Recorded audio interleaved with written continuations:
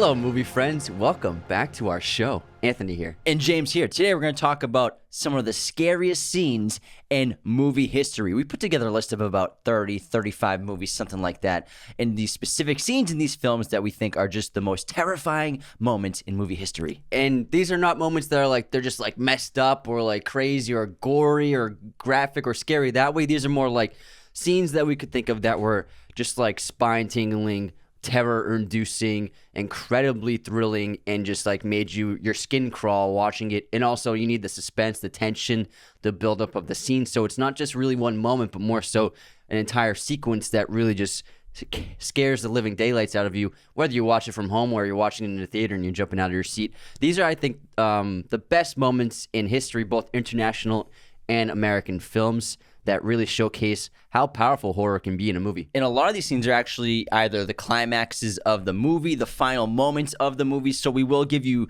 spoiler warnings for movies where this is like the ending of the film. For example, we'll talk about Rosemarys Baby and that ending. So if you haven't seen that, we'll give you a warning and stuff like that. And also great turning points in film, in the movies and the stories as well. But also some of them are just opening scenes like in Scream, the original. So this is going to be a lot of fun to talk about because we love horror. We're going to definitely try to keep doing more of it because we know you all love horror. We don't do enough. 2 years in a row, we did like entire Octobers of horror, but I think it's more fun to space it out throughout the year. I think it's more fun too. It's way more fun. It's a great time. It's a great time at the films and on the podcast.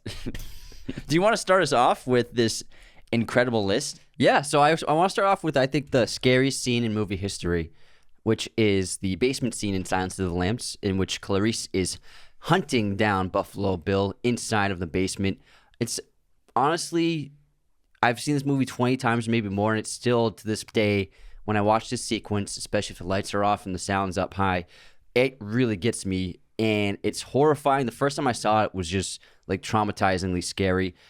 It really is, it hinges on Jodie Foster's great performance. I think that she elicits fear so naturally and so realistically that her body's shaking and going from room to room, and there's so many doors, and, like, he could be behind any door, and just the horribly scary design of the production of the guy's basement. And then obviously the famous night vision scene when the lights go out and Clarice can't see anything and he's just watching her. I think it's just an unbelievably stunning sequence, one of the best moments in cinema history, but I think this is number one for scariest scene ever made. I think I'd put it as my number one too, because I remember the first time I saw this scene, and I don't think I've ever been that scared during a movie scene before because it's long and it's also the climax of the film and it's all the suspense of the movie has been built up here, and they cross-cut it brilliantly because it's an excellent script, best Academy Award for Best Screenplay, Academy Award for Best Directing from Jonathan Demme, and the directing and writing as well as Jodie Foster's acting is so phenomenal, and just the cross-cutting opening of the doorbell ringing and we thinking that the FBI is going to show up at the door, but they're in the wrong state in the United States. They're in the completely wrong location, and she's just on her own. And all this suspense has been built up of who's Buffalo Bill, how are they going to find her, and she finally tracks him down. We know what Buffalo Bill looks like. He answers the door. We're like, oh my God. Mm-hmm. And just the entire sequence, it lasts like 15 minutes from when she's ringing the doorbell to the end of the film. We won't spoil exactly what happens at the end, but it is such a terrifying sequence, as well as the woman who's been trapped at the bottom of the tunnel and the dog and everything. It's so fear-inducing, so well-crafted, brilliant directing, brilliant movie, and I agree, the scariest movie scene in history. Nice. Happy to agree. Yeah, I concur. I should have concurred. All right, number two, we have The Girl with the Dragon Tattoo, the David Fincher film, where Michael Blomkamp has been kidnapped by the villain of the film, and he's in basically the murder basement of the movie. I won't spoil which character is the kidnapper and the murderer. And he's in the basement of the serial killer, completely helpless. He is tied up. He's got a bag around his head. He's being tortured, and just the kill room in general is terrifying enough. It's so sanitary and sterile. It looks like a hospital, but that's what makes it so scary, is because it's so clean. And also the pop music that he plays in the background that's playing throughout the room, and the killer videotapes him. And I've read the book before we saw the film, and we also watched the Swedish version. So I knew it was going to happen. But when I saw Fincher's version, I know it's going to happen. But still, I was in the theater and I was like, this is horrifying, just because you have the lead character who is completely helpless, completely vulnerable, and like it made me feel like I was close to death myself. Like these are the final moments of this man's life, and it felt so realistic and authentic, and it just felt so visceral. And I just think Fincher, he's on this list a few times, but for a good reason. He's so talented at capturing a tone and a mood in a scene, and this really is, I think, one of the scariest moments in any serial killer movie. It's Michael Blomkvist, not Blomkamp. Yeah, you mixed him up with the filmmaker. Yeah, but great character, Blomkvist. and also just the torture scene, the suffocation, the hanging, and the character. His only hope is Elizabeth Salander coming to save him. Mm-hmm. And we won't spoil what happens, but it's an incredible movie. We really wish they were able to make a trilogy of this, Fincher, because it is such a great film. It didn't make enough money to warrant a trilogy, apparently, to the studio, which is too bad because, man, this movie's incredible. Rooney Mara and our boy Danny Craig and Stellan Skarsgård are the three leads in this film, as well as Christopher Plummer. So good. Now, before we continue, the best ways you can support Raiders of the Lost podcast, besides using our coupon codes, is to become a patron at patreon.com/Raiders of the Lost podcast, where you get awesome perks like personalized videos, Patreon shoutouts on the show. Every patron also has access to weekly bonus episodes, and our $10, $25 tier, and $100 tier patrons have access to our Discord, which we have our watch parties and interact with every day. $25 Godfather tier patrons and $100 tier chosen patrons also get their own custom episode that you choose. We'll cover whatever you want, and it's just for you to watch and enjoy. And also our $100 tier patrons get an executive producer credit on the show, as well as other great perks. We also launched our podcast masterclass online course last year. So for anyone who wants to start a podcast or improve their current podcast, our 22-chapter, 46 video lesson course will give you all the secrets behind the scenes of our show. The link is podcastmasterclass.teachable.com, or just go on our website, raidersoftheLostpodcast.com. You know the link. It's right there in the homepage. Make sure to follow, subscribe wherever you're tuning in. Thank you so much for watching and listening around the world. Hit the notification bell. Leave those 5-star reviews. Now let's get back into the scariest scenes in movie history. We're going to go into international territory for the next one, which is a Japanese film called Audition, Takashi Miike's great classic film. It's one of the best horror films of all time. If you haven't seen it, I highly recommend it. I did an audio review on it 2 weeks ago. Spoiler free if you want to just get a rundown for the film. But I don't want to spoil it. But the climactic scene of the movie is one of the most horrifying moments I've ever experienced while watching a movie. It's spine tingling. It's gruesome. It's horrific. It's just, I've never seen anything like it before. It's so disturbing, and it has a similar idea as the Dragon Tattoo murder scene, where you have a lead character who's completely helpless. But it's just, you watch this movie and you're like, wow, I don't need to watch this again. But if you like that kind of stuff, like I've seen it a few times, but it really is, without a doubt, one of the most traumatic scenes of all time. Yeah, and I love when lead characters are so helpless in situations, because it really just takes all of the hope you have as a viewer, as an audience member. The hope out. Sucks it all out. It's like a Dementor, just takes everything out of you, and you think there's no coming back, and it really puts you in the shoes of that character that's being tormented or tortured or about to die. It's so visceral, and there's so much emotion in it. It really connects you to the film so much. That's a great point. The lack of hope, I think, is really a big thing that works with the Dragon Tattoo scene. It works with a lot of horror films as well. Mm-hmm. Next up, we have The Ring, the original horror film. And the scene specifically is the final kill in the movie. Again, if you haven't seen The Ring, you might want to listen to this part, maybe fast forward ahead. But we're going to do our best not to spoil stuff. So that's your warning. So The Ring, obviously, we know is about this monster villain who is inside of a monster. Watch out for the monster villain. The monster villain's coming to get you. The monster villain is coming to get you with her hair. And so it's the VHS. You play it and you watch it, and you're going to die within 7 days. This girl comes to the TV. In the final scene. 7 days. I'm a monster villain. I love when they spoof it in Scary Movie. Is it 7 days? Do business days count? What about weekends? What about holidays? Well, what's the holiday? Memorial Day. Then no. But obviously the monster comes to get you through the TV, and she comes and gets you, and everything floods. But the final film is the character Noah's death scene, and they do a great job cross-cutting Naomi Watts' character coming to try to save him at the same time of him putting in the tape, finally watching it, finally seeing what the tape is and what all the fuss is about, basically. And I love how it's just slow suspense. We don't even see what happens to him, which is really brilliant. We just see him fumbling around, knocking stuff over because of the terror of this being coming through the TV. Well, that's a great point. You don't actually see what the monster does to people physically, which I thought was really smart by Gore Verbinski, who made the film. He also did the Pirates trilogy, the first trilogy. Great director.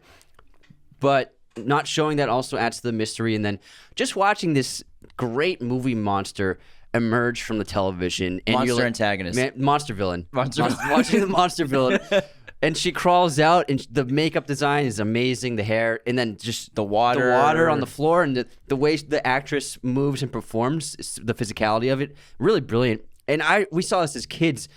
It was horrifying. It was so scary, and it was a great way. Gore Verbinski's so smart. He waited until the final moments of the film to finally show you what exactly happens when the videotape plays after. And having the monster just like in that scene with the real person showed you that, oh, this thing is fucking real. It's fucking scary. In the final shot of Naomi Watts' character coming to the room, he's in a chair, not facing her, and she slowly walks up to him and twists the chair and screams at the reaction of what his face looks like now. I think this is a very underrated horror film. I think it's excellent. Plus, Hans Zimmer did the score. He doesn't do that many horror movies, but really he adds so much suspense specifically in the scene. It's really integral to the moment. Yeah, absolutely.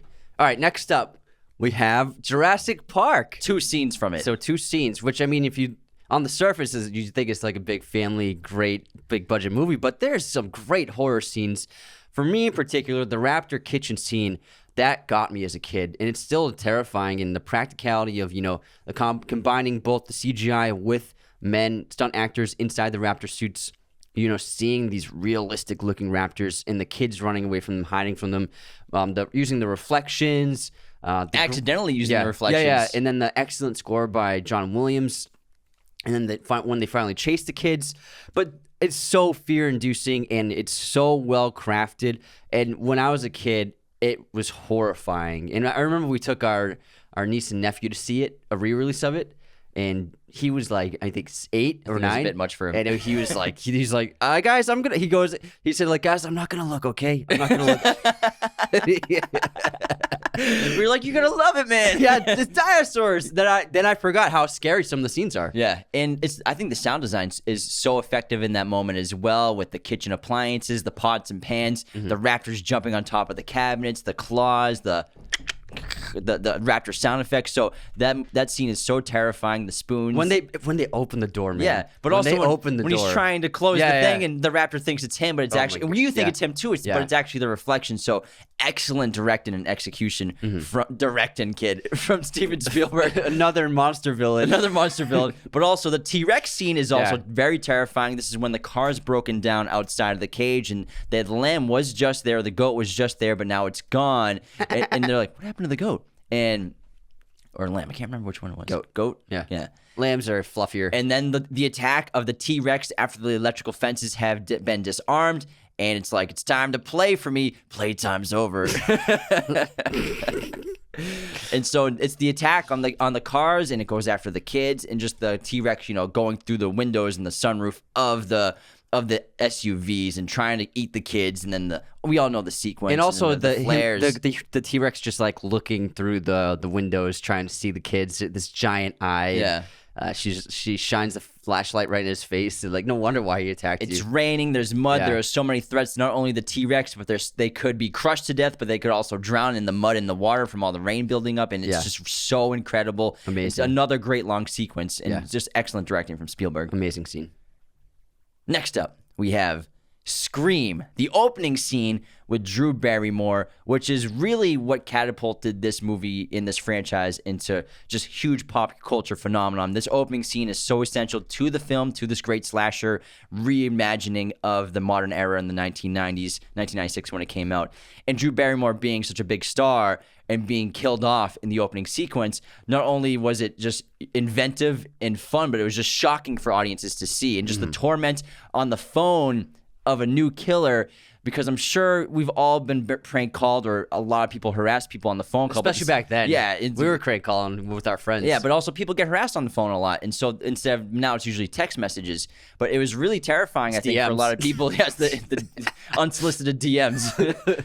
But now I'm sure this was very fear-invoking for a lot of people because it probably felt real up into the actual attack. Yeah, and Drew is great in the scene, but the directing's excellent, and it's a great sequence. It's like 9 minutes long, It really sets up the film. But out of the entire Scream franchise, it's the scariest sequence by far. And it really set the stage for what that movie would end up becoming. And it's a very good horror film, but that scene is so legendary, and it was such a brilliant way to start the film, without a doubt. All right, next up, we have my favorite horror movie, The Exorcist, directed by William Friedkin. Now, there are a lot of, we all know, really scary moments of this film, and it's really hard to pick like one scene because it's like the last hour is just like all horrifying. But I think that in terms of moments, like a sequence that is really scary is when both the priests are trying to control her and trying to calm her down and trying to get a handle on the demon that has possessed her. It's this moment where the audience realizes they have lost control completely of her. Because they do get an upper hand momentarily, but then they lose it. Yeah, and the demon's just completely overpowering them, and how the demon controls her body and contorts it, but especially the head spin. The head spin moment was a moment for the audience to be like, oh my God, this is like, they're in the moment of like failure, like they're going to lose, and this demon is so powerful.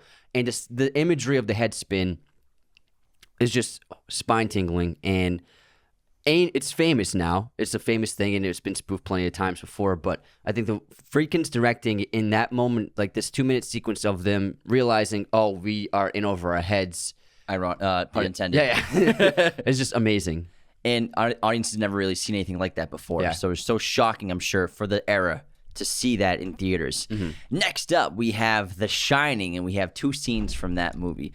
Obviously, iconically, the bathroom scene where Wendy and Danny are trying to escape through the window. Danny manages to get out because they're being chased by Jack, who has the axe after he escapes and everything. Mm-hmm. And now it's just Wendy who locks herself in their bathroom, and Jack chopping down the door with the axe. Here's Johnny. One of the most horrific scenes in movie history from one of the best horror films ever made. So terrifying. The performances are so sensational.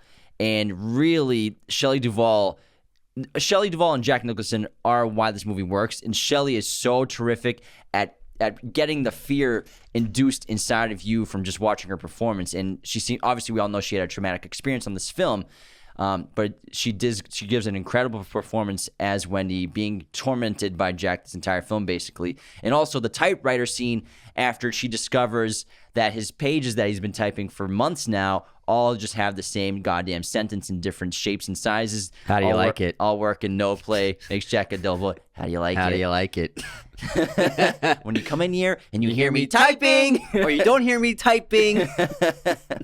So I think that scene's also horrific, and just that's the more of a suspense scene of just building terror and dread with the orchestral sounds, and then Jack coming into the frame behind her and then slowly chasing her up the stairs while she has the baseball bat. That, I think, the other one's more shock terror, but this is the typewriting scene is more dread. For me, I picked the bathroom scene as my scariest scene in that movie because of the buildup of tension about that room, and Jack when he finally enters it, and then just the brilliant sequence of him seeing the beautiful woman come out of the bathtub, and then she reveals herself to be a demon monster villain. Demon monster villain. And then Jack, it's in the music. It's the first time that Jack's... Oh, you're talking about the bathroom scene in 237? Yeah. Okay. It's the first time Jack's experiencing anything that Danny's been experiencing, The Shining. And I think for me, especially as a kid, I think that was always the scene for me that just got me every time. I concur. Next up, we have a French film from the 1950s called Diabolique, which is a wonderful horror film. It set the stage for horror, and the Psycho was made because Diabolique was so good, and this was made years before Psycho. But this film is about 2 women who plot to murder. It's a man. He has a mistress and a wife, and they plot to murder him. But then things go strange, and he begins kind of haunting them in a way. I don't want to spoil too much, but there's a sequence at the end of the film in which one of the lead characters is being encountered by the spirit of the dead man, and it's an amazing moment of sound design, of cinematography, and of music. And they craft this incredible sequence of dread as she's moving down this hallway and entering a bathroom. And something crazy happens in the bathroom, And this sequence, I think, is one of the best horror moments ever made, ever crafted on film. If you like, it's a long movie. It's over 2 hours long, and it's a little slow, and it's obviously French. But if you like those kinds of movies, you should definitely check this out because it really defined the horror genre for the future, and it's really an unbelievable, spine-tingling moment. I love it. It's one of my favorite scary moments of all time. Came out in 1955. Thank you. Great film, black and white. Next up, we have Alien, the chest burster scene, which is so effective, not just because of the practicality of the situation. Audience never seen anything like this before. But again, the buildup of this moment, which they spend about 20, 25 minutes doing because obviously the team goes to explore the ship that they found and they find the alien eggs, and then Kane gets the face hugger wrapped on him, and then he brings on the ship, even though Ripley doesn't want to break protocol, but Ash lets him on board, and then they cut it off, and then they're just having lunch. He wakes up from his coma. They think everything's good. They're eating dinner. They're having a blast. They're all laughing. Then all of a sudden he starts coughing, and then something happens, and then he starts to bleed out of his chest, and something's coming out of his chest, and something pops out of his goddamn chest, and it's an alien head, and everyone is just in shock. They can't believe what happened, and we have already talked about on the episode that we did on Alien. Good episode. That the cast didn't exactly know what was going to happen, what it was going to look like. They knew something would happen. They knew an alien would be coming out of him somehow, but they didn't know, like, visual effects wise, practically what it would look like. That's why so many of the reactions were authentic and genuine. But it's just a terrifying moment. This moment defined this entire franchise and created one of the most horrific and terrifying and maybe the best movie monster antagonist villain of all time. Absolutely. Monster movie villain. monster villain. Monster villain antagonist. Movie monster villain antagonist. That's the new slogan. And then Alien also has another scene that deserves to be on this list, and that's the climactic scene of Ripley traveling through the ship. First, she goes to set the ignition to blow up the ship, and then she tries to cancel it, and so she has to move through the ship. All the alarms are going off, smoke, lights are flashing, and the alien could be anywhere, around any corner, hidden on the ceiling or in the walls. And Sigourney Weaver does an amazing job portraying the fear that she's feeling as the character. And moving through the ship is so terrifying. With the volume up, lights off, and a big screen, this sequence is just incredible. I think it's one of the best moments of the entire Alien franchise, and Ridley Scott and Sigourney really pulled it off. Next up, we have The Wailing, South Korean horror film that came out in 2016, which I think's been on Amazon Prime for about a year or two now. So if you haven't seen this movie, go watch it on Amazon Prime. Obviously, don't listen to how we're about to spoil the most terrifying scene, which is at the end of the movie, where the priest character, finally discovers that the villain, the antagonist of the film, is the devil. And we were watching this really interesting slow burn scene of terror and dread where he's just there in front of this fire inside this little cave, and he's watching this character slowly morph into a demonic, gross figure while taking photos of his reactions to watching the transformation and just laughing in horrific, like, pleasure. And it's really terrifying. And it's just, when you watch it, it's just an incredible climax to a long, slow burn film. It's one of the most disturbing scenes I've ever seen. And I watched it, I was like, oh my God, I can't believe that. And the character is basically, he's trapped in this cave with the devil. And he's going to be trapped there for who knows how long, and the devil is going to do whatever he wants to him. And it's really an amazing ending to the film because evil wins at the end, which is always fun to see. But it's just really well done, and it's really horrifying. It made me like, I finished that movie, and I was like, holy. Yeah, you showed me that movie when it came out. Yeah, I was like, oh my God, geez Louise. Love it though. We skipped one, number 11. Before The Wailing. Oh, yes. This is a great one. I got it. You can take care of it. We have Zodiac, our next Fincher feature. And I think everyone can agree on this sequence of when Jake Gyllenhaal's character is investigating the posters from the movie theater to find out who exactly painted the posters and wrote the handwriting on them because it matches Zodiac's handwriting pretty closely. And then so the man who invites him in, who owns the posters, he invites him into his home, and he seems like nice, but also very strange, and it is kind of a weird tone. And then the character reveals that I do the posters. It's my handwriting. And then Jake, it's very similar to Dragon Tattoo, like fear of offending over fear of death is more powerful. So rather than running away right then, he decides to follow him into the basement to find the film reel of the dates. And then while they're in the basement, that's horrifying. And then he hears what he thinks he hears is footsteps above from within the house that he can hear creaking on the ceiling of the basement. And there's no music. It's all sound design, great lighting and cinematography, excellent performance by Gyllenhaal. And it is absolutely horrifying. And then he runs out, hurries through the hallway, tries to open the door, but it's locked. He's like trying to break it open, and then the man comes over, simply unlocks it, and then he says, okay, have a great night, and then he lets him leave. And you're like, was that Zodiac? Was it not the Zodiac? I can't believe he even survived and got out alive. Yeah, because when you watch that, you want Robert to get the hell out of that room and out of that house immediately when the guy says he does the posters. But Robert's such an interesting character because he's so obsessed with Zodiac and trying to find out who it is. He knows he might even die, but he just has to know. He just needs to know. His family's torn apart. He's lost his work because he's obsessed with finding the Zodiac. Obviously, he writes his book and becomes successful. But his obsession with who the Zodiac is leads him to that basement, even though you're screaming at him not to go down there. And it's so great. Get out of there, Jake! It's terrifying. Love it. Next up, we have Pan's Labyrinth, and this is the Pale Man scene with Ophelia after she uses her magic chalk to open doors and portals, and her objective from the fern. Not the fawn. The fawn. The talking fern. The talking fern in the forest. Lovely plants. The fawn is to retrieve the key down there, and the sequence is terrifying. But not to touch anything.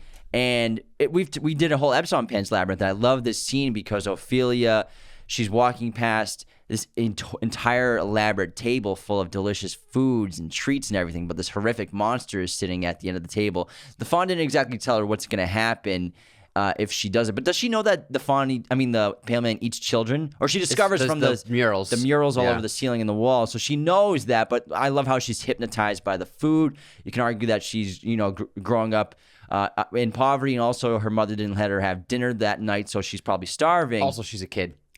Kids break rules. Maybe there's some sort of hypnotic spell going on as well, but she can't resist and has to take a bite of a grape, the juiciest grape I've ever seen in a movie before, and she takes it and so it's like a Denethor cherry tomato bite. After she gets the Denethor versus the tomato, but after she gets the key, then she bites the grape on her way out. And then she gets chased by the Pale Man after he wakes up. Yeah. And just the character design of the Pale Man that Guillermo del Toro came up with, his fascination with his genius horror mind, just came up with this character that has eyeballs and its hands. It's like Ickis from Unreal Monsters, the cartoon. Yeah. But then he's Crumb. Oh, I'm sorry, not Ickis, Crumb. And the Pale Man chasing her down the hallway, and she's trying to reach the opening that she made with her shrieking, and the shrieking down the hall, and the chalk, and the shadows coming up after her. It's a terrifying sequence until she escapes. And then the creature design is horrifying, and the way it moves, and it's just one of the best movie monsters of all time. But the chase down the hallway is terrifying. So disturbing. It's amazing. So disturbing. Next up, we have the Blair Witch Project, which took the world by storm when it came out. But the film's ending is really what seals the deal for it, where the lead actress is lost in the woods and she's lost her friends.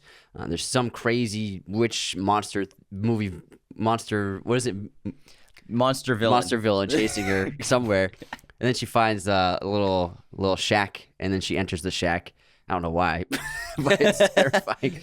And then she's moving through the room, and then around a corner in the dark area, she sees what appears to be her friend just facing the wall. And then you hear a scream, and then cut to black. It's amazing.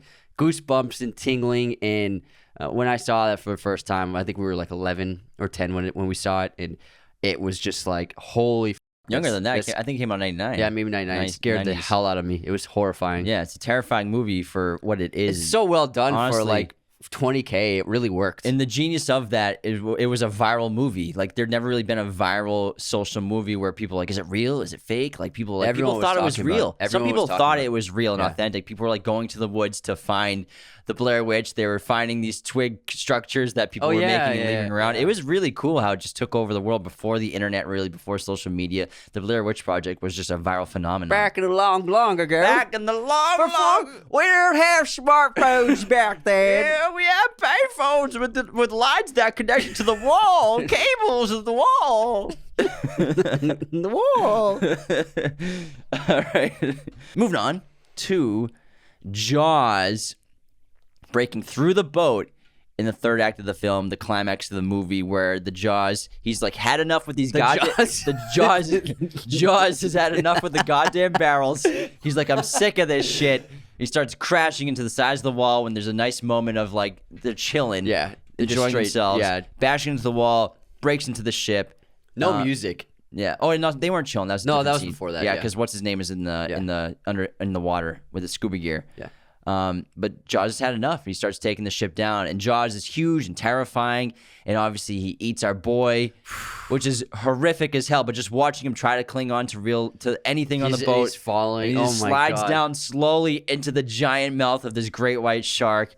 Horrific. And then after that, when Brody goes down into the ship to get some weapons, and then Jaws breaks through the fucking wall and window there, and he's just like the whole shark is just there, and Brody's just like trying not to get caught by him. It's horrifying. It's so scary. And also right before that, he broke through the what do you call the cage? The cage. Yeah. Down in the water. It's just so scary. That entire sequence is just 10 minutes of horror and dread, and it's so well crafted. And Spielberg, again, great directing and great writing, where you're separating the characters. You know, we have someone down in the water, we have someone on the ship, and then someone's getting eaten by a shark. So scary. It's really effective.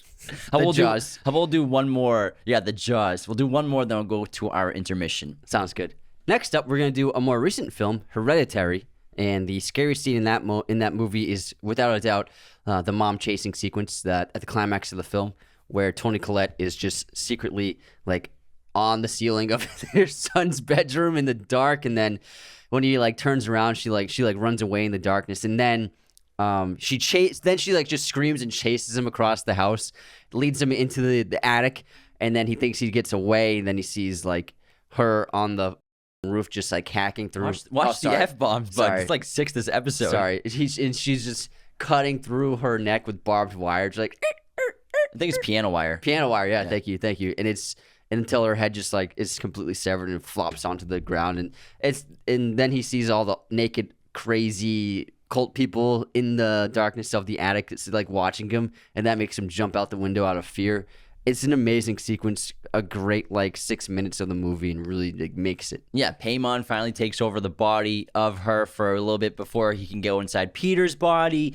And it's terrifying. And the sound is so great because it's so quiet. But also, he discovers the burnt corpse of his father in the living room as well. So that's even more horrific for him as well. This character just goes through much in this third act. It's terrifying being chased, like you said. Alex Wolff did an awesome job. He's a great actor. This movie, it's so effective because of great directing and writing, but also the performances from Alex Wolff and Toni Collette really make this movie an all-time great horror film for sure.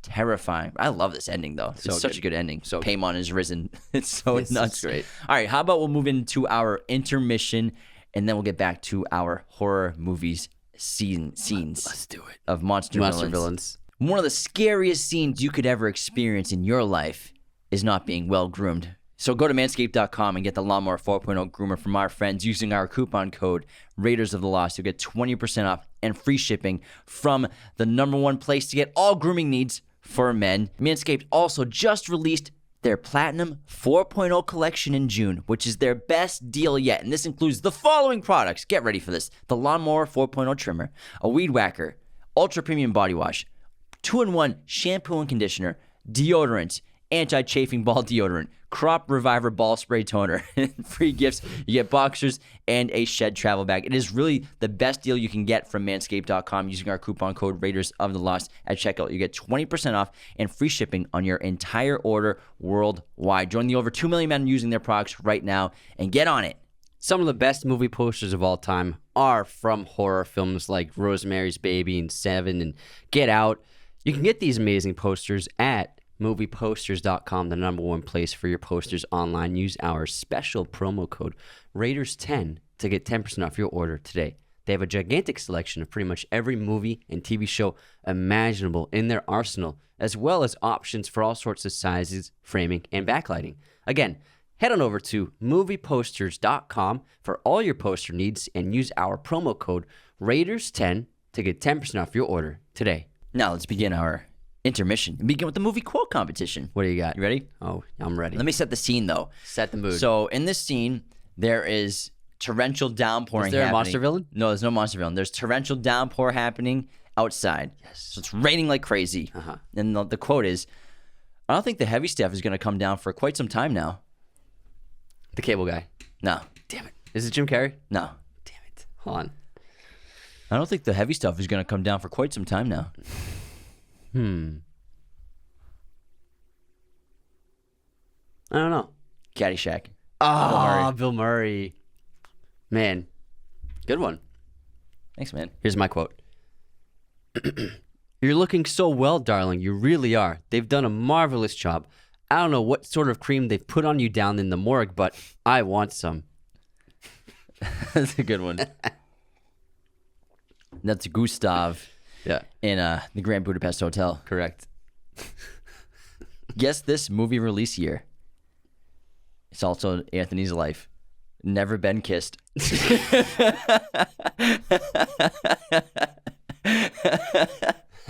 That's a good one. That's a good. How old is this movie? I'm gonna go 98. 99. Ah, damn. Banger year for movies. Big year for movies, yeah. Guess this movie release year. Hannah. The Joe Wright one. 2006. 11. Oh, man. Yeah. You're right. Sorcerer's not that young. I mean, not that old. Yeah. Just so old. Too old. All right, movie pop You can't quiz take time. her home. Look at her. She's too old. Happy Gilmore. Yep. Another quote. Yeah. Mista. All right, movie pop quiz time. Name every movie that John C. Reilly and Leonardo DiCaprio are in together. Gangs in New York. The Aviator. Is there anything else? I'm going those two. You're missing one. Shit. What is it? What's Eating Gilbert Grape? Oh my God. I was just He's thinking in that. Scorsese. It's one of his early movies for Yeah. John C. Reilly and Yeah. Leo, obviously. Oh my God. I'm such a bonehead. Hey, man, don't sell yourself short. Good, You are good really... quiz question. Thanks, pal. Great one. Here's my quiz question. How many Oscar nominations does Saoirse Ronan have? And if you can you name the movies? She was nominated for an Oscar for... Just guess the number first. Okay, the number is 2, Incorrect. 3, Incorrect. 1, No. 4. Yeah. She got 4 noms? Yeah. Damn. She's like one of the best actors alive, man. Oh, I know. So Lady Bird, Uh-huh. Little Woman, Uh-huh. Brooklyn, Yes. and Hannah. Her breakout movie. Hannah. Atonement. Atonement. Damn. You're She's right. one of the youngest people to receive an Oscar nomination for that Yeah, movie. she's wicked young in there. She was like 11 or something. Good question. Good question, man. Yeah, I was like, I'll do a list this time. Yeah, James loves his lists. I do love my list. All right. We have a bunch of unsubscribes today. Let's hear it. It's like I love it. It's we have some funny ones. All right, ready? Okay, in our Top Gun episode, Joseph Stremick wrote, "Awry is pronounced Awry, not Ari." Unsubscribed. I probably said that. Sounds like Anthony would something say. I would say. Will Middleton wrote, "Just listen to Weekly Chat number 6, and as a native, your pronunciation of Edinburgh hurt me." Yeah, he DM'd us too. I think you said Edinburgh. I think I said Edinburgh. Yeah. It's Edinburgh. Edinburgh. Edinburgh? No, Yeah, it's Borough. Edinburgh. Edinburgh. Edinburgh. Edinburgh. He's probably still listening. You're all wrong. He's still okay. Everything you said was wrong. We're doing our best. Will Henry Gleave wrote, I was listening to you discussing the grandfather paradox, and it made me want to unsubscribe. JK. I was thinking about my interpretation of Back to the Future too. Blah, blah, blah. And it was very funny. He actually wrote a great take on it, but it's like several paragraphs. So I got the pronunciation right here. Ready? Let's hear it. Edinburgh.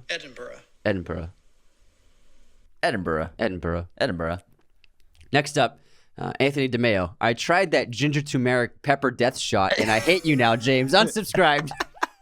Just trying to make you healthier, bro. It does taste like it was terrible. I'm telling you, I don't do it. I actually enjoy it now. I put it in my shakes. I can't just do a shot of it.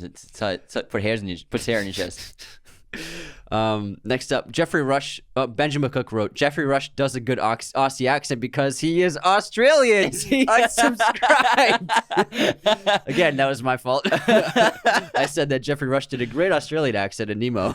He's like, that's his actual accent, idiot. Next up, idiot. Derpy Spaceman. I love your guys' show. I drive a lot between shows, and you guys keep me awake and interested nonstop. But unsubscribed. But then someone didn't get the joke and wrote "piss off," and then he said, "Oh boy, someone doesn't get the joke." And then Dr. Batman wrote, "I'd love to see an episode on Rick and Morty. I think if your brand of analysis would be perfect fit for it. If not, I might have to unsubscribe." Of course, I would never do that. Also, Matthew Gold wrote, "Since you haven't yet discovered an answer to world peace or hunger, unsubscribed." And then I have two favorite comments of the week. So in a clip we posted about Eric Stoltz being fired from Back to the Future, but they kept filming with him for a week just to keep the things going. Sergeant Major 1010 wrote, whispers, quotes, "Yeah, don't put any film in the camera today," unquote. I saw that one. And then we have a real hater, Ozan Osekin. So I hope I got that right. He wrote in our 100 Movies Before You Die episode, he wrote, "Video is long, and in first 5 minutes, you lost me because of your own commercials." And I wrote, "This is not a 3-minute podcast." I love how you were worried about pronouncing his name right. I still want to be respectful. Actually, we have an unsubscribe and a 5-star review. Let's from hear it. Alec Goodman. It's just the title is podcast. I love your podcast. You two are very creative and make my long shifts a lot less long. Keep up the good work. Unsubscribe. Love it. All and right. we have a Godfather shout out for today. Donnie Payne. Donnie! He became a Godfather tier patron recently, and he's always active in our Discord. Donnie. Yeah, Donnie's always at the watch parties. Yeah, he's always with the watch parties. This guy's very pizza, funny. He's pizza guy. He's pizza. Always hitting that thing. I love it. He always comes and he's like, you'll see a cloud of cover his screen. It's so funny. But Donnie, we love interacting with you. We're so happy that you're always with us on the Discord watch parties and in the chats as well. And Donnie picked an excellent movie for his bonus review. Killer Clowns from Outer Space. This movie tormented me when I was a kid. Yeah, our brothers loved it, so we watched it a lot when we were kids. And it's super weird, super creepy, crazy. It's an awesome, just cheesy. Those balloons, man. Yeah, the balloons, man. It's about aliens from outer space who Killer clowns from outer space. But they're aliens, but they look like clowns. And but they're killers. Scary clowns, like giant teeth and great monster villains. Yeah, excellent monster villains. But we can't wait to review that. I want to watch it again. That's a great pick, Donnie. I haven't seen it for years. I want to revisit it. It'll be a lot of fun to talk about. On this day, well, Donnie, you're the best. Thanks Donnie, again. Thank you. On this day in film history, today is June 13th. In 1925, Charles Jenkins demonstrates the transmission of synchronized pictures and sound, which would become television. In 1962, Lolita was released. In 1985, Prizzi's Honor, starring Jack Nicholson, Kathleen Turner, and Angelica Houston, is released. Angelica Houston won an Academy Award for Best Supporting Actress in that role. 1989, License to Kill, the 16th James Bond film, directed by John Glenn and starring Timothy Dalton, premiered in London. In 1997, Hercules, the animated film, is released. In 2008, The Incredible Hulk is released. In 2012, The Amazing Spider-Man premieres at the Tokyo Film Festival. And in 2014, 21 Jump Street and How to Train Your Dragon 2 are released.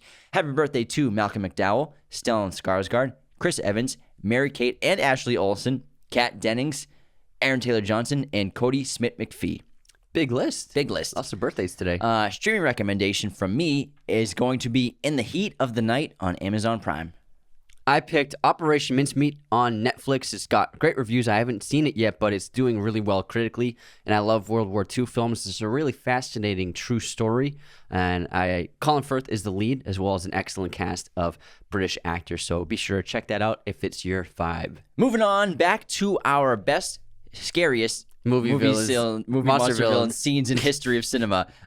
We left off at Hereditary. Now it's time to move on to Carrie, and not the prom scene, but actually the next sequence when Carrie goes home to confront her mother after she gets her humiliated and kills the entire town. Yeah. And the sequence with her mother, who's trying to kill her because she thinks her daughter is the devil, which she basically is. Yeah. And that scene is just, I think it's terrifying. Her trying to find her mother in the house. Her mother's hiding in the shadows behind the door and everything. Yeah. It's great. And then the way that Carrie defeats her and just leaves her in a great symbolic Jesus Christ on the cross pose with the knives in her hands and everything is incredible. Even with her head like to the side. Yeah. It's great. Like, De Palma is one of my favorite American filmmakers, and this was his big breakout, as well as Stephen King's breakout book. And it's really so well done. The music's awesome. This sequence is really terrific. We didn't choose the prom scene because it's more like crazy than scary. But this moment, especially because her mother is the villain of the movie, like she's the antagonist of the movie, and excellent acting, especially from Sissy Spacek. It's a terrific film. Great sequence, which ends with her friend having a nightmare about the crumbled house after it caves in on itself, and right after gets dragged down to hell. Dragged down to hell, and then Carrie's arm reaches out and grabs her. Oh my God. Great third act. This is an incredible last 40 minutes of this movie. From the prom scene then, insane. Amazing. Next up, we have Psycho, the famous movie. You knew it was going to be on this list, and it's the bathroom scene. It's the reason why it's always on these lists, because it is so effective filmmaking. Excellent acting from Janet Leigh. The music from Bernard Herrmann. The bathroom scene is a legendary moment in film history for good reason. It's so well done. It's scary no matter how many times you see it. The entire sequence is just a flat out, from the moment she turns on the shower to her dead corpse laying on the floor of the tub. It's just an amazing 5 minutes of filmmaking. Next up, we have Misery, the 1990 horror thriller, which stars Kathy Bates and James Caan. Kathy Bates won Best Lead Actress Academy Award and Golden Globe for this movie, which was much deserved because also Best Monster Villain. Best Monster Villain. I think this is one of the most underrated horror villains in the genre ever, because her character, Annie Wilkes, you've all seen this from the movie, I'm sure, discovers that her favorite author has crashed his car in the middle of a blizzard, and she saves him, brings him home, and is tending to his wounds because she's also works at the hospital, supposedly as a nurse. And little does he know that she is going to eventually trap him there forever, as long as she can, for him to finish the second or the better version of the final book. To her liking, so that her character that she loves so much has a better ending. And one of the things that she does to trap him there after he's starting to heal from his wounds is she takes a sledgehammer or a club and just breaks both of his ankles with it. And it's horrible because it's done practically, and they show it and with these fake ankles, of course, but it's nothing's made my skin crawl, and like I'm just cringing thinking about her hitting just the first leg, but then they show the second leg as well. Yeah. And this was directed by Rob Reiner. He did a great job in this movie, and this is one of the most horrifying scenes I've ever seen in a movie. Yeah, and just James Caan like begging her before the first strike. He's like begging her and pleading with her. It's horrifying. It is a great movie. Yeah, it's great. Next up, another Stephen King one as well. Next up, we have 28 Days Later, and this movie is an excellent zombie horror film. And we picked a certain scene for this movie, the church scene, after Jim wakes up in the hospital and then he's traveling through London, trying to find someone who's around. He enters a church and he sees a bunch of bodies inside the church, and then he sees a priest who he assumes is just like a normal priest, and he tries to ask him for help or talk to him, but the priest reveals itself to be a bloodthirsty zombie that starts chasing him and attacking him. And Jim tries, it's a couple minutes of him trying to escape this zombie priest, and it's horrifying. It's the first reveal of what's going on And after this, there's the huge chase sequence of the zombie group starts chasing after him. But it's an amazing moment of the film. And we understand some people don't think these are zombies. It's up to you. I think it's up for interpretation. Whether it's rabid blood disease or whatever, or zombies, it's still fun. Yeah, it's a great still time. fun. It's a great time. Next up, we have Nightmare on Elm Street, and this is going to be Tina's death scene where she's trapped inside the dream world with Freddy, but then her boyfriend wakes up and finds her being tortured in the real world as well by an invisible foe, and she's dragged up the ceiling. There's blood pouring out of her everywhere. It is terrifying. You're seeing a lot of it practically happening on the ceiling. Really terrific directing, and obviously this is one of the most iconic horror movies of all time, but I think this scene is horrific. Yeah, it's a really good movie. Wes Craven, really, it's his best film, and the filmmaking is super creative and practical. I love it. Next up, we have another South Korean horror film, Train to Busan, and this is without a doubt one of the best modern zombie movies of all time. And one sequence in particular is really scary, and it's the train sequence when you've been with the characters for a while on the train, and they know crazy things are happening around the cities, but they don't really know exactly what's going on. They just heard on the news that things are happening. And then they finally get off at a station, and the station's pretty empty. And they're like, okay, we're okay. This is a safe area. Like, nothing's bad has happened here. And so the entire group of passengers, they're just moving through the station like business as usual. Like, things seem okay. And then they start moving down escalators, and then they see other beings down on the floor moving up the escalators, and it's military personnel, yeah, and they're not facing yeah, them, yeah. so they think like, oh, they're good people, we're gonna be saved. But then they all turn around, they're zombies covered in blood and just like their dead bodies all over the place, and then the zombies start chasing the people up the escalators, and some of the people, they hurry and go over to the rising side, but then some of them are just trying to run up the lowering side, normal stairs, and then it's just an amazing sequence. These hordes of zombies chasing the people through the train station. You have the lead characters, they're trying to get out. Also, the father and son, father and daughter, trying to be reunited. And eventually, only a small number of people manage to get onto the train in time for the doors to close while the zombies are right on their tail. Yeah, it's a great sequence, and I love when the zombies are trying to bash through the glass doors that they managed to close. It's so terrifying, and they're so helpless, and it's so bad. It's a great moment. Crazy, crazy movie. But plenty of scenes in that movie are also terrifying as well, but that's, I think, the most fun. Next up, we have another David Fincher film, obviously, Seven. And what we think is the most terrifying sequence is the sloth sequence when the raid team comes to the apartment of this man who they suspect is the killer because his fingerprints were left at the crime scene on the wall. And they find this body of this man who they find out is barely alive, who's been trapped there for a year exactly to the day, to that bed.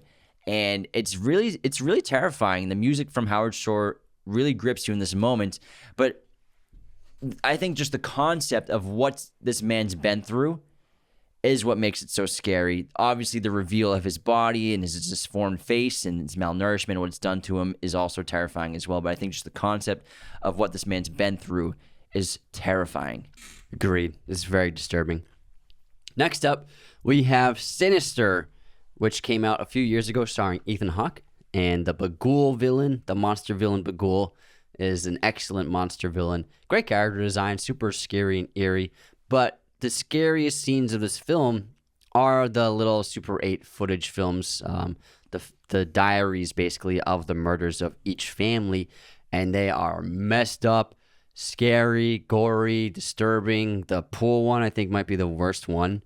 It really gets under your skin. Or the fire with the family chained inside the car. The fire one's scary too. And also like the reveals of Bagul, like when he's standing in the bottom of the pool, just like looking at the camera. Super scary. I think it was a great horror film. Very underrated. Scott Derrickson did an excellent job, and he actually has a new one coming out, The Black Phone, which I'm really looking forward to. Yeah, it's unfortunate because I think we could have had a great horror icon with Bagul, but they just dropped the ball with number 2. Yeah, it ruined it, yeah. And, I couldn't finish it. I turned it off. Scott Derrickson, we all know, made Doctor Strange, but this is a great like original independent horror film, low budget. Blumhouse. Ethan Hawke's awesome in it as well. So love this movie, disturbing as hell. Next up, we have Get Out, specifically the scene where Chris wakes up before he goes into the coagula surgery room. This is where the patient has to learn of the coagula and what's happening to them because it eases the transition basically of the soul, you could say, of what the procedure is.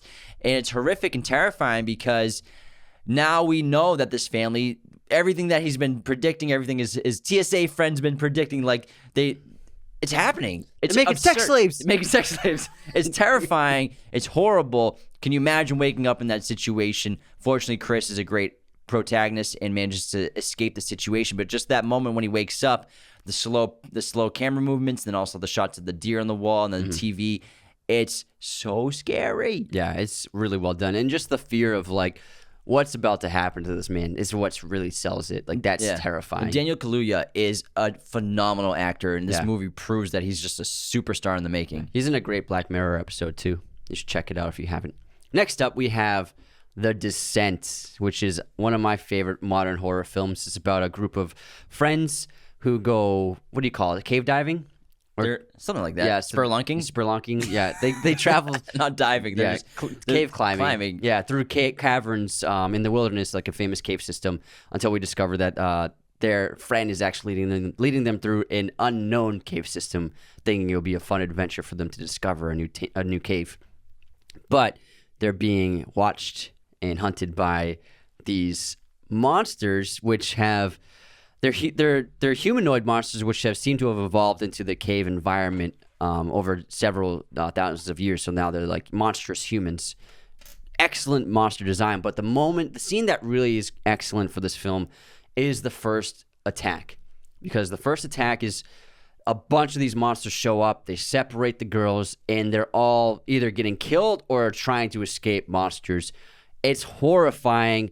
The stunt performers who played the monsters did a terrific job. Their sound effects, the way they growl and scream, and they're all cannibals. They just eat people. That's how they survive. And it's really one of the most memorable horror movies, I think, of the last 20 years. If you haven't seen it, you've got to get it on your list. Yeah, it's one of our favorites of the century for sure. We love this movie. It's so disturbing, and still, every time I watch it, I get terrified. Yeah, but this moment is horrifying because they're also mostly lit by flares and flashlights. But also throwing the claustrophobia of being inside these caves, and that's scary enough. But then throwing these monsters, it's so good. Such a great idea and concept for a villain. Next up, we have The Invisible Man, which we're going to talk about a scene that made me scream on the couch. Because did you see this in theaters? No, I watched it. I rented it. Because this was right. This 2020. This movie came out, then COVID happened that same month. But it managed to have a good box office run, which is fortunate because it's a really terrific movie. Elizabeth Moss is awesome in this, but this Invisible Man sequence where the Invisible Man is chasing her through the house. She thinks she's crazy, but she knows there's this invisible being. Her ex is stalking her. She can't see him anywhere, and now she's in the house of her friend, and he's just stalking her through the house. And there's a sequence where she goes up into the attic because she finds the phone up there. Yeah, his phone was ringing. Yeah, and because he's been hiding in there stalking her. And then when she opens the door to go down below to the next level below, underneath the attic, to go back to the floor level, she swears she sees him. He's there somewhere. And then she sees a bucket of paint and throws it down, and it reveals him covered in paint. And I freaking screamed. Anthony was like, "Whoa, relax, bro. It's just a movie." You're like, Jesus Christ. It scared the hell out of me. This moment was so terrifying. But that entire sequence of her battling him invisible in the house is the best part of the movie. That's excellent. But it's a great sequence of tension because the attic door has been open and he could be anywhere, just like watching her. He could be in the attic. So it's a great moment, 5 minutes of just building that suspense and that tension where his phone's there, so that means he has to be there somewhere. And then when he's finally revealed, it was a brilliant way to reveal him for the first time. Next up, we have the classic Rosemary's Baby, which is one of the best films of all time, just generally speaking. But the ending is really what seals the deal. If you haven't seen it, I'm going to spoil it right now, so save it. Fast forward, because if you haven't seen the movie, you should definitely watch it. But the ending reveals that the baby she's given birth to is now the Antichrist. And we never see the baby, but we see her reaction to seeing the baby, and her reaction is just horror and terror. And if the baby looks anything like the dream sequence she had where the devil impregnated her, then this baby looks more like a lizard than a human, probably. He has his father's eyes. Yeah. So you can only imagine what the baby looks like. And then all the followers are there. They're celebrating the birth of the Antichrist. And then she finally agrees. They convince her, like, be a mother to him. He needs his mother. And then she just accepts it. And the ending of the movie is horrifying because the devil has won. The Antichrist has been born. And he's going to be raised by this group of people and his own mother, which is just straight one of the most terrifying things to ever conceive. Incredible movie. Next up, we have the Texas Chainsaw Massacre and the meat hook sequence, where there's so many terrifying moments in these films. Obviously, the first one is just so gross at times, just like the house, all the insects everywhere, just the dirtiness of it is disgusting. But also Leatherface, horrific monster villain in film history, and just the way he uses the meat hooks for his victims to hang them there, and they're not even dead yet every time. It seems like the most terrible experience you could ever have if you're being killed by somebody, obviously, is just to be put up on a meat hook. I think it's the most disturbing thing I might have seen ever in my life. And what really seals the deal is, like, because she gets put on the meat hook, and then she watches as he dismembers her friend right in front of her, and she's like, I'm next. It's horrifying. It's one of the most horrifying things I've ever seen, without a doubt. It might be on this list the most terrifying. It could be, yeah. It might be number one. Next up, we have Poltergeist. Great horror film. And the ending climax is just terrific, where all the characters are encountering different moments of the poltergeist, different beings and monsters and ghosts. And you have the giant monster in the room, or all the skeletons in the water. There's just so much going on. It's like a haunted house finale. It's so excellent, so scary. The practicality of the filmmaking, it's just unbelievable. Excellent music. I love the sequence, and it's one of the scariest moments I've ever seen too.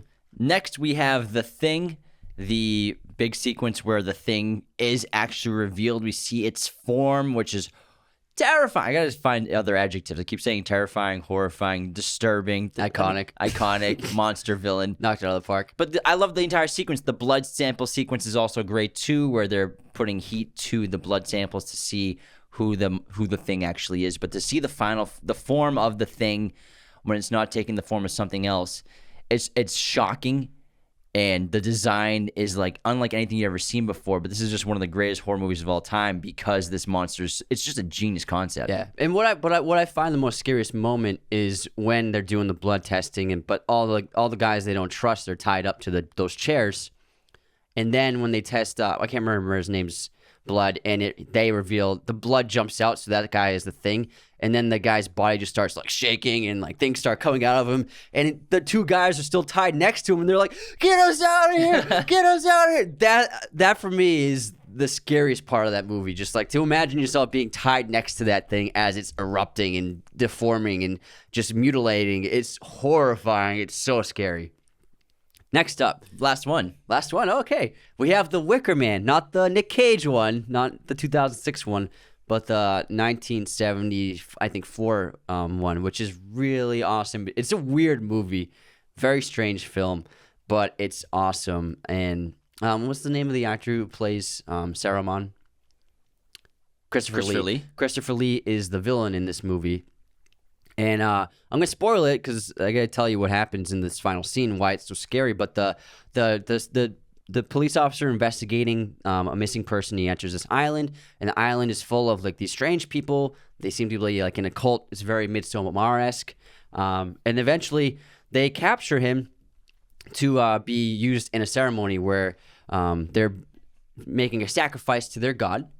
And they put him in this giant wooden contraption. It's like a wooden person, and they put him inside of it, and they light him on fire, and he just burns alive in this thing. But it's so terrifying because you're like, they capture him, and you're like, this is it. They're actually gonna really burn him alive, and it takes like 10 minutes to go from him being captured to him actually like inside of the structure, just burning up and just slowly dying and screaming. But it's unbelievably terrifying. So just fear-inducing and just like makes your skin crawl. Oh my God, it's horrifying and great acting. But I mean, I think it's one of the most crazy, bizarre, wild horror movies ever made.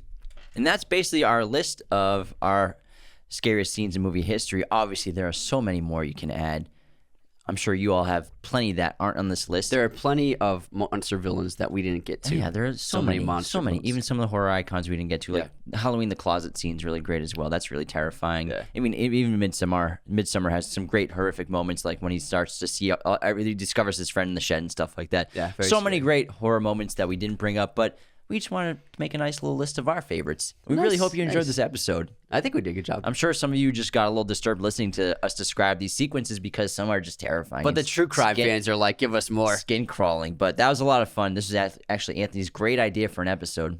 Thanks, So everyone man. give Anthony a round of applause.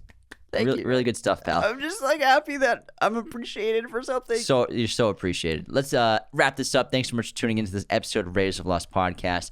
Become a patron at patreon.com/Raiders of Lost Podcast. Take care, everybody. Goodbye, y'all. This episode of Raiders of the Lost Podcast has been executive produced through Patreon thanks to Cody Moen, Calvin Cam, John A. Gratz, and Lawrence Smertz. Thank you to our producers. Thanks so much for tuning in to Raiders of the Lost Podcast. Be sure to subscribe if you're new. Hit the like button, leave a comment. Find us on all audio streaming platforms, Spotify, Apple Podcasts, Google Podcasts. Wherever you listen to podcasts, you can find us. Find us on Twitter, TikTok, Instagram, Raiders of the Lost Podcast. Be sure to check out one of these other videos right here for more content on our favorite films and breaking down all kinds of movie content. Thanks so much.